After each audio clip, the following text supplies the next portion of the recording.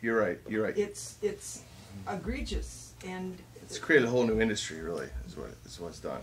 Whether it be labor relations or just labor itself, it's created a whole new industry in and of itself, and you know, it's a phenomenon that is going away and is declining in popularity, declining in necessity.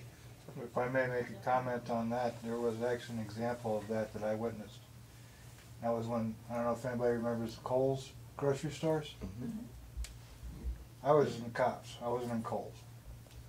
We knew, people at Cops knew everything that was supposed to happen with the Kohl's people in our mind, because we always were understaffed. You know, we could just basically absorb them. Yep. That wasn't the problem. Their union did not say a word to them. And a lot of them went on to different places where a lot of the good workers actually were lost. But that union ended up shooting themselves in the foot because they didn't have any other people. Instead of representing them, at least informing them how to do it, they didn't say a word.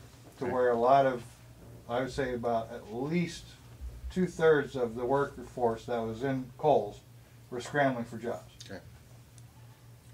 Finally, they came to us and was asking us. And we were more than happy to help. You know. Sure, sure, yeah. Let's see. Well, Tom, you were next. Okay. Sorry. We can tell it's election Good season story. right now because in the last month or so, Feingold basically introduced a line item veto item, and he had enough political cover that he could vote against the financial reform package. Sure. So how do you battle against the chameleon in your fight for the Senate? Well, here's the thing: is you can only fight the battles that you know the results on, and you can only stand up against the things that you disagree with, right? So if he's doing something that's fiscally responsible, I'm not going to sit here and let me back up a step. He's a sitting member of the U.S. Senate.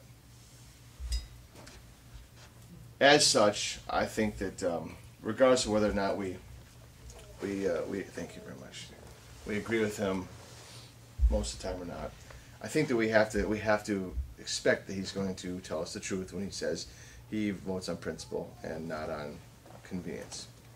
Now, there are lots of people disagree with me on that, and that's fine. But again, you have to have a certain level of respect for the office, right? So the only thing that I can go up against and battle, and the only thing that I can call into question, is not his integrity, because that's very difficult to prove. What I can call into question is his votes on things that we disagree on, and that's what you have to do.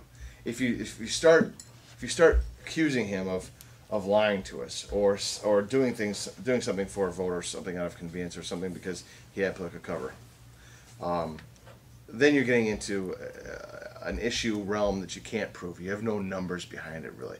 The thing the battleground you have to attack on is the stuff that you know, the numbers you can prove, the numbers you can pull out, the votes he's taken, the things, statements he's made.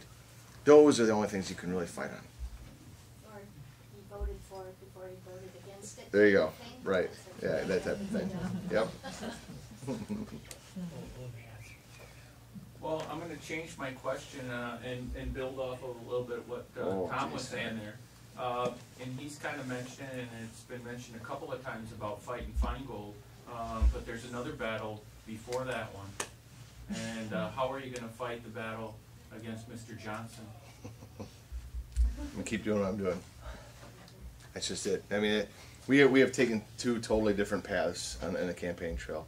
He's running a very traditional big money campaign, and we're running a grassroots campaign that's been extremely effective. You know, fighting Mr. Johnson is not what we're ultimately doing. We're presenting our ideas, and we believe our ideas are better than his. I believe that the issues that we stand on, the things that we know about what's going on in America right now, are stronger and rooted into deeper values and certainly founded on more important things than what he's talking about. So I think that in the end, our ability to talk about things that matter to people will win the day. Are any confirmed debates coming up at all? Well, there's a confirmed forum coming up on Monday in Brookfield. With him? With him, yeah. Really? Oh, okay. Yep. scheduling conflicts? I am the beneficiary of one of his scheduling conflicts tonight, so if there's another one on Monday, so be it. Although it's awfully hot up here, I don't think he would have enjoyed it. Jim. Dave, I don't know if it's time to bring up another wide open. Well, it's time for another glass of wine, I can tell you. We haven't had any conversations. There's plenty of issues with military or world events that could involve our military, and yet we're at a stage where we're going to have to start picking and choosing where we spend our money. Sure. What would you propose, or what would your priorities be on our military budget going forward? Specific, like programs, is what you're asking? Well, are we going to be able to continue to fund military at the same level we have been funding it? Well, at the deficits we're running? Well, here. And if we can't, what do we have to cut? Or what should we cut? What can we cut? Well, I think you could say, based on our balance sheet, we can't fund anything the way we've normally funded it.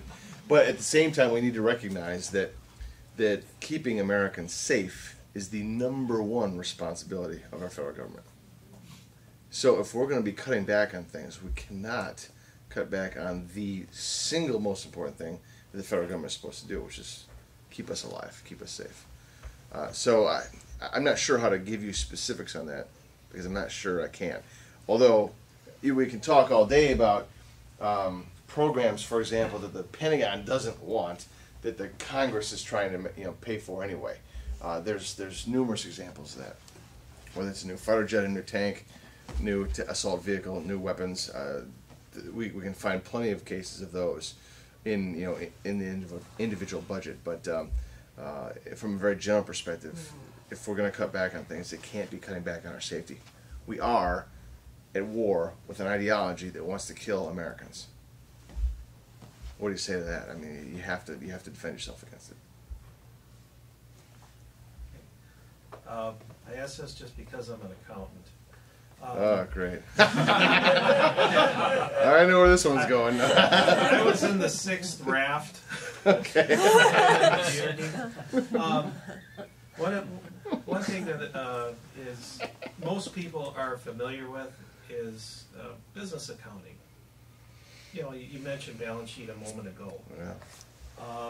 Governmental accounting is a completely different animal. Yeah, it sure is. So is governmental budgeting and everything. Yeah. Yes, it is. Do you see any opportunity for there to be a conversion away from governmental accounting into a format similar to business accounting, for the sake of transparency, so people can understand it? Yes. Great.